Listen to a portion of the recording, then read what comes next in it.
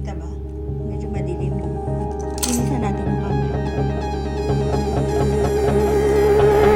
You got a smile that makes the sun rise. You Benefits. Pero mas make it shine. But I can see that you don't realize, and that's what made me fall in love. 'Cause you got. So, dumating na yung ating order from JB Hi-Fi. In-order ko siya online, and then pinili ko is yung deliver through Uber. Nagbayad ako ng extra $10.99 I think para sa delivery, and today lang yon. Parang in-order ko siya ng 8:30 in the morning at 9:22 nandito na siya. Pero may 2-hour window yon kasi malapit lang sa amin yung JB Hi-Fi. Kaya siguro mas, alam niyo yan, mas mabilis na na-deliver siya. So, nandito yung address, kaya dito natin mabuksan. Buksan natin ang ating. Ito, I've been thinking about this for the past few weeks already. Yung mga previous kong cameras, binenta na lahat. And then, because I was really thinking of this one, I don't wanna get another camera, tapos may stock silang lahat. So, instead, binenta ko silang lahat para makabili ako nito. Nagdagdag lang ako ng konti. So, it's the, nandito yung price. So, it's the Osmo Pocket 3 Creator Combo. So, unbox natin. So, sa box ay protective balloons lang, and then yung receipt. And then, ito yung mismong box. Kita ba? Medyo madilim, no? Linisan natin yung camera ko. I think it's better. So, I think it's been out in the... Ang camera lang nito ay nasa, I think, $849. Correct me if I'm wrong. Pero I think nandun yung price ng camera lang na hindi siya combo. Tinatago ko to para sa aking mga bags. So, ito siya. Oh my God. I'm so excited.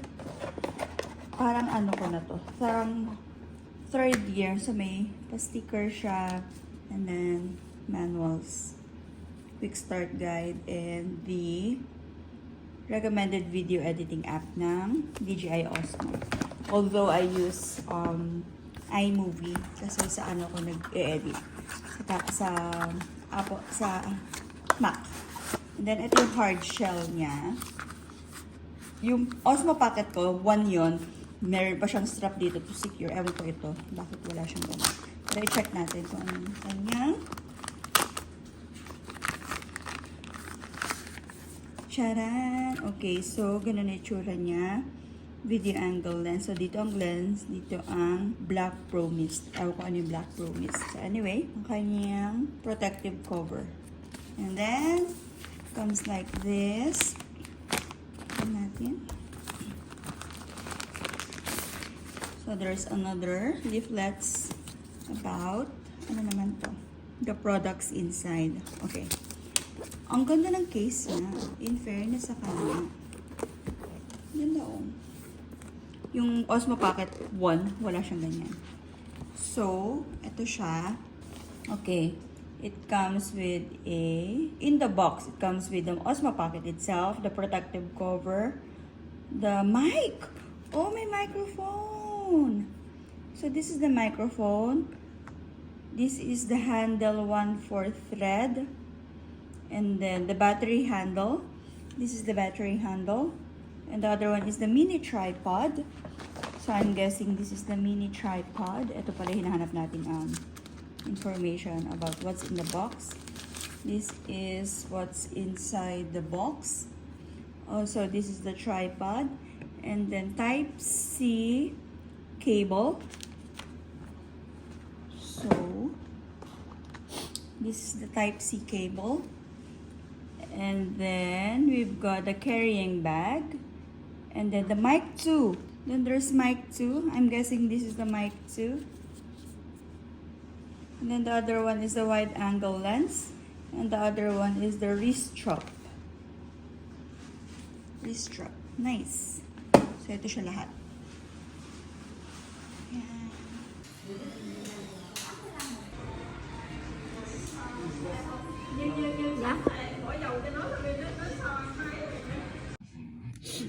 So, this is me before the day.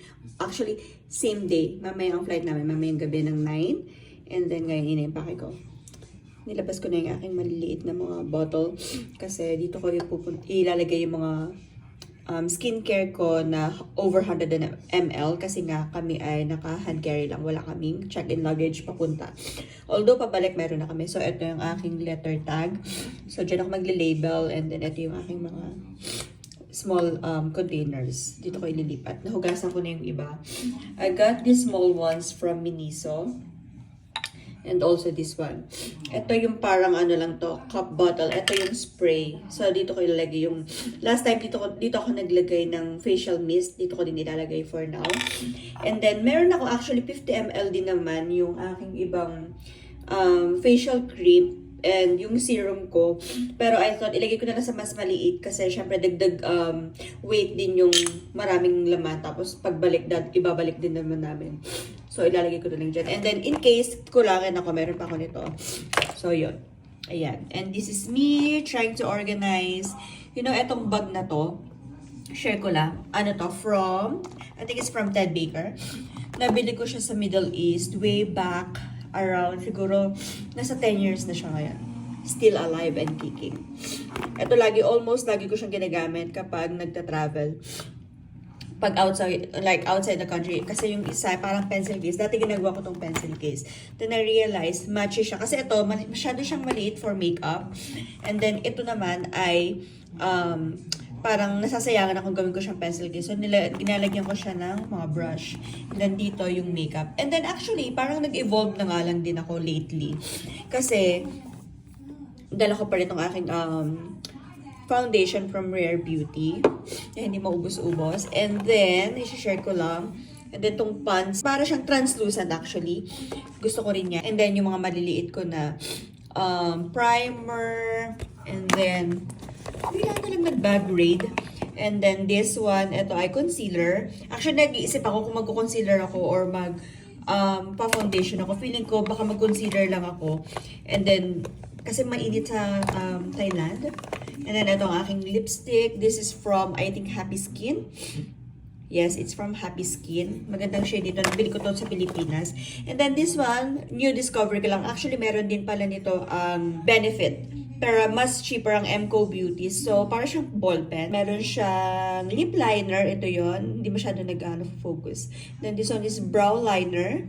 And then, highlighter. And then, eyeliner. And then, lip liner. Yun. So, parang ano siya. 4. So, all in one. Maganda siya for travel. O kaya, very handy siya. For example, na-late kang gumising. Actually, this is me. Kapag na-late ako gumising, eto lang, very handy. Sa work ko nagagawin yung the rest of my makeup. For example, mag-skincare lang ako. Pero yung mga, mga brow liner ko and all, sa work ko na ginagawa sa car. And then, ito naman itong pouch na to, nandito ang aking skincare. So, ito yung iniisip ko. Ito yung ito daw ang dupe ng, share ko lang, ng Charlotte Tilbury. Yung cream nila, ito yung dupe nun. So, tinatry ko to, which is maganda. Pero, iniisip ko masyado siya mabigat. So, ililipat ko siya sa isa sa mga empty bottles. And then, ito din yung dupe ng kanilang serum, Miracle Serum. This is from Revolution. Siguro 2 weeks ko na silang ginagamit. And then, I've got this one. This is Gucci. This is only 50 ml. Gucci Blue. So, yun aking dadaling perfume. And then, ang aking favorite na hair oil. It's from Vitres. Represent. It's from the Philippines. Nabili namin. Parang bumili ko nito ng mga 5 nung nagbakasyon kami last year. So, ginagamit ko siya kapag nag-holiday. Kasi, very handy. So, yan for now ang aking situation. Ang Brian ay nagre-recharge ng kanyang shaver. And then, yun for now. So, ito na ang ating project. Ito na ginawa ko. So, ito yung facial mist ko. Dito na siya. Dito ko siya nilagay. And then, yung aking toner. Dito ko naman siya nilagay. And then, yung aking serum. Ito yung aking morning serum. Ito na siya. And then, yung aking night serum. Ito siya. And then, dito ko siya nilagay. PM serum. Konti lang kasi parang 2 nights lang naman. And then, yung aking morning cream. Andito na siya. And then, yung aking night cream. Ito naman siya. And then, the rest nandito. Feeling ko, ipag-mix ko na sila. Kasi parang maraming ng space. Kasi nga, Mas super laki nito. Lalo na ang plano kong dalhin ito sana. And then the rest, ito na lang gagawin kong same. Pero na-realize ko, why not ilipat ko na lang din yung aking mga cream and yung aking serum. So, yan.